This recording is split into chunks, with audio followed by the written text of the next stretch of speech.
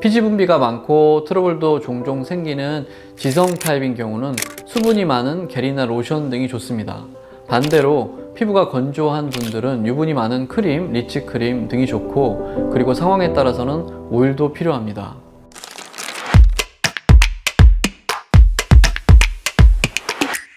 안녕하세요, 원장님. 안녕하세요. 원장님, 저희 보습이 필요한 이유를 한번 좀 설명해 주실 수 있을까요? 네. 우선 피부는 우리 몸의 가장 바깥에 있는 방어막입니다. 이 방어막에서도 가장 바깥층이 표피의 각질층입니다.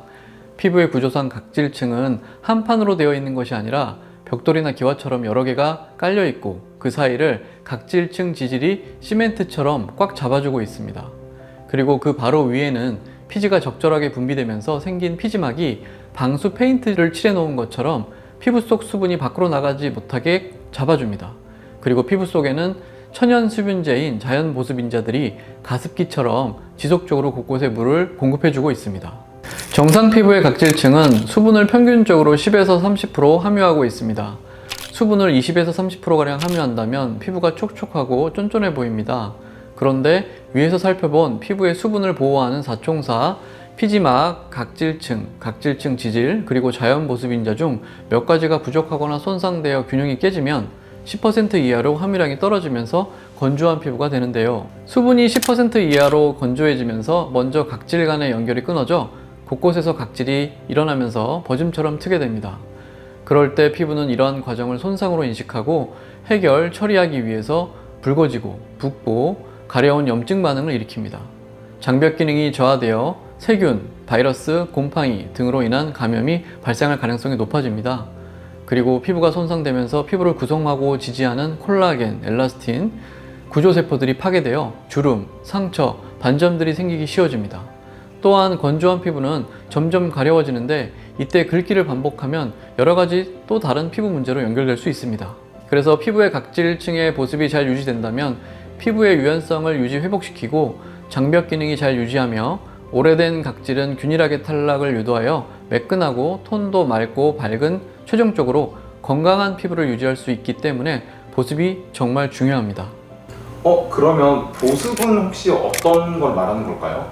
네, 보습은 말 그대로 수분을 보충하다, 보호하다입니다. 크게 두 가지 방법으로 수분을 유지시키는데요. 첫째는 수분을 잘 끌어당기는 수분제로 대표적인 성분으로 글리세린, 히알루론산, 프로필렌 글리콜, 우레아 등이 있습니다. 두 번째로는 가지고 있는 수분이 증발되지 않도록 막아주는 밀폐제로 대표적인 성분으로 실리콘, 페트롤라툼, 바세린의 주성분이죠.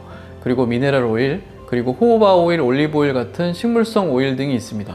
즉 수분을 넣어주고 뺏기지 않게 잘 보호하는 것이 보습입니다. 물론 인체의 60에서 70%는 수분으로 되어 있기 때문에 수분 섭취를 규칙적으로 잘 유지할 수 있다면 보습이 될 것 같지만, 다양한 피부 타입과 피부 상태, 생활 습관, 자외선 노출, 노화, 세안 샤워 습관, 그리고 계절과 환경적인 요소들로 내 몸의 수분만으로는 수분도를 유지하는 데는 한계가 있기 때문에 보습 제품의 도움이 꼭 필요합니다.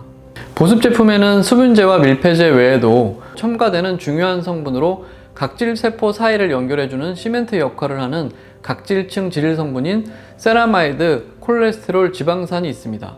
그리고 탈락하는 각질세포 사이에 틈을 메워주어 피부를 매끄럽게 만드는 역할을 하는 연화제를 포함합니다. 그 외에도 계면활성제, 방부제로 알고 있는 보존제, 향료 등이 추가됩니다.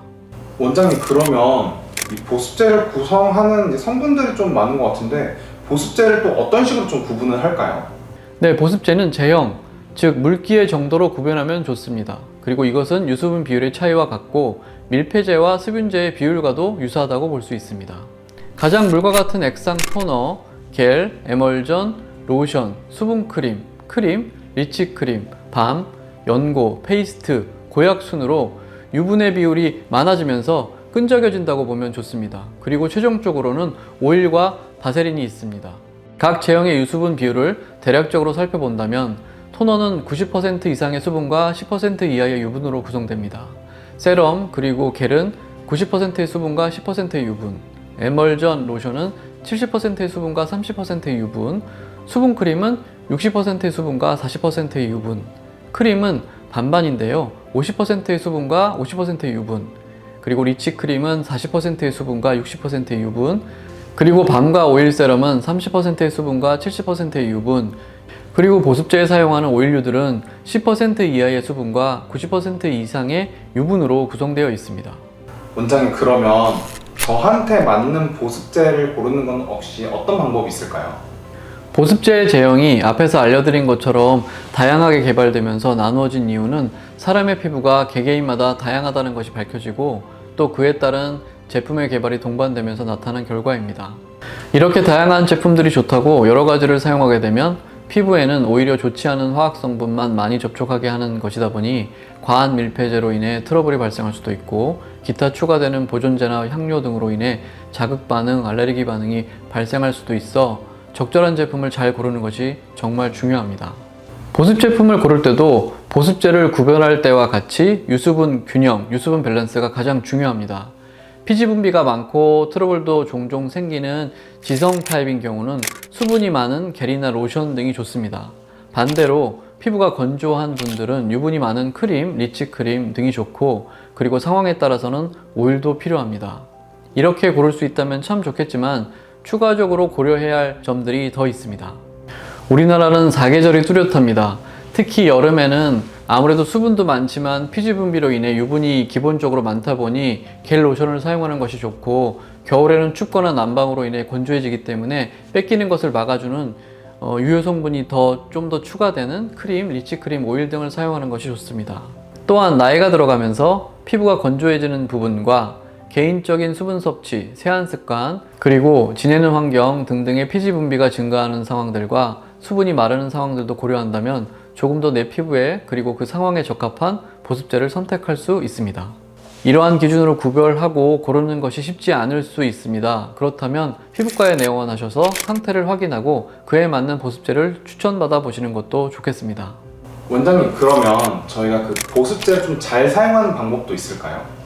네, 구슬이 서말이라도 깨어야 보배다라는 것처럼 아무리 좋은 보습제를 선택했다 하더라도 잘 사용하지 못한다면 보습도 안 되고 트러블이 생기거나 민감해지기만 할 수 있습니다. 보습제를 잘 사용하기 위해서는 바르는 순서, 한 번에 바르는 양, 바르는 적절한 행동으로 나누어 생각해 보면 좋습니다. 우선 보습제는 묽은 것부터 끈적거리는 순으로 발라야 됩니다.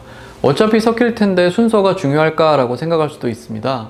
비슷한 제형이면 그게 맞지만 보습제로 자주 사용하고 겨울에는 아무래도 손이 자주 가는 오일이나 바세린을 먼저 사용하게 되면 수분 증발을 막는 방어막을 보습제를 튕겨내는 차단막으로 사용하게 되어 아무래도 잘 발라도 효과가 없습니다.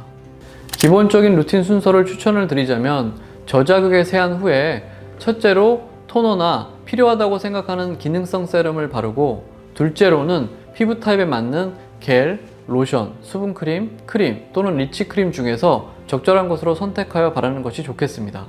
여기에 겨울이고 피부가 많이 건조하다면 조금 더 밀폐 효과를 주기 위해 셋째로 밤, 오일 세럼, 오일, 그리고 바세린 등을 활용하는 방법으로 기본 3-4가지 정도로 루틴을 만들고 꼭 필요하다면 1가지 정도 추가하면 좋겠습니다.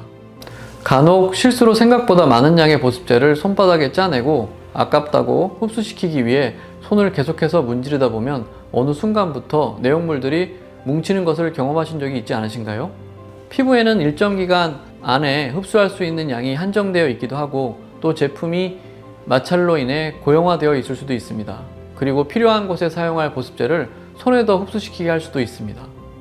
그리고 여기저기서 좋다고 해서 구입하고 나서 한 번에 바르면 효과가 더 좋겠지라는 생각에 긴 시간과 노력을 들여 꼼꼼히 구석구석 7가지에서 8가지 이상의 제품을 발랐음에도 오히려 피부가 부른 것 같고 어느 정도 시간이 지나서는 피부 속이 더 당기는 것 같거나 따가운 느낌을 받아보신 적이 있으신지요? 수분제가 중복되면서 수분 함량이 너무 증가하거나 밀폐제로 막혀 필요한 수분은 들어가지 못하고 불필요한 보존제나 향료에 의해 자극만 발생할 수도 있습니다. 이처럼 보습제의 사용량을 필요 이상으로 많이 했을 때는 오히려 피부를 약하고 민감한 상태로 만들 수 있다는 점도 꼭 기억하면 좋겠습니다. 그래서 적절한 양의 보습제를 한두 번 지나가면서 빠지는 것 없이 골고루 도포하면 좋겠습니다. 양이 부족한 것 같다면 어느 정도 흡수되고 나서 일정한 시간 간격으로 덧바르시는 게 좋습니다. 그리고 보습제를 바르기 전에 손은 항상 깨끗이 씻고 발라야 합니다. 원장님, 저 그럼 궁금한 게 있는데 네. 저희가 그 보습 바른 다음에 얼굴을 톡톡톡톡톡톡 한참 치잖아요. 네. 이거는 그러면 의미가 없는 행동이 될 수가 있나요? 뭐 적당히 한두 번 톡톡거리는 것은 뭐 좀 밀어주는 효과가 있다고는 하지만 굳이 아까 말씀드린 대로 손에 계속 그 보습제를 묻히고 중요한 성분들이 손에 더 흡수되는 효과를 초래할 수도 있습니다. 아, 오히려 손에 더 흡수가 될 수도 있다는 말씀입니까? 그렇다고 생각을 합니다. 원장님, 근데 네. 이게 저는 항상 이게 톡톡 해야 된다고만 알고 있었는데 이게 안 해도 된다는 건 되게 의외네요. 예, 아무래도 제 생각에는 빵에 잼을 발라보셨을 때 아실 겁니다. 골고루만 잘 바르면 다 맛이 나니까 만족스럽게 드시잖아요. 네네. 그것처럼 보습제를 꼭 어딘가를 침투시키는 것처럼 문지르거나 톡톡 두드리시면서 오랫동안 손으로 비비시는 경우가 있는데 그러면 그 보습제가 오히려 손으로 다 가지 않을까요? 그러니까 좋은 제품을 잘 썼다면 골고루 잘 바르시고 한두 번만 왔다 갔다 하신 상태에서 흡수시킬 때까지 어디에 닿지만 않게만 해주시는 게 좋을 것 같다는 생각입니다. 원장님, 그러면은 네. 이런 그 보습에 좀 도움이 많이 되는 시술이 있을까요? 예, 우선 보습제를 아무리 발라도 건조감이 해결되지 않고 지속되는 경우 LDN 같은 초음파 관리로 피부 속의 순환을 개선시키고 히알루론산을 끌어올려 보습감을 개선시킵니다. 추가적으로 보습 탄력 피부 재생에 도움이 되는 스킨 부스터를 시술 기기를 이용하여 침투시켜 스킨 부스터의 효과와 시술 효과를 더해 보습 탄력 피부 재생을 유도합니다. 그리고 중량 대비 1000배의 수분을 끌어당기는 가장 효율적인 수분제인 피부 속에 히알루론산을 보충하기 위해 직접 주사로 넣어주는 시술도 좋습니다. 많이 알려진 물광 주사는 비각용 히알루론산을 주사하는데요. 급할 때 빠른 효과를 원하시는 경우 좋습니다. 그리고 건조한 계절에 조금 더 길고 안정적인 효과를 원하시는 경우는 보통 필러로 알려진 각용 히알루론산을 피부에 골고루 주사하는 하이드로리프팅 시술도 좋습니다. 물론 이때 사용하는 필러는 볼륨감을 주는 윤곽 필러와는 다르게 묽은 필러를 사용하여 시술하고 있습니다. 지금까지 보습제를 구별하는 방법, 나의 피부에 맞는 보습 제품을 사용하는 방법, 그리고 필요시 병원에서 받을 수 있는 시술에 대하여 알려드렸습니다. 건조한 계절에 보습제를 구별하는 데 도움이 되셨다면 구독, 좋아요, 알림 설정 부탁드립니다. 감사합니다. 피부과 전문의 윤성환 원장이었습니다.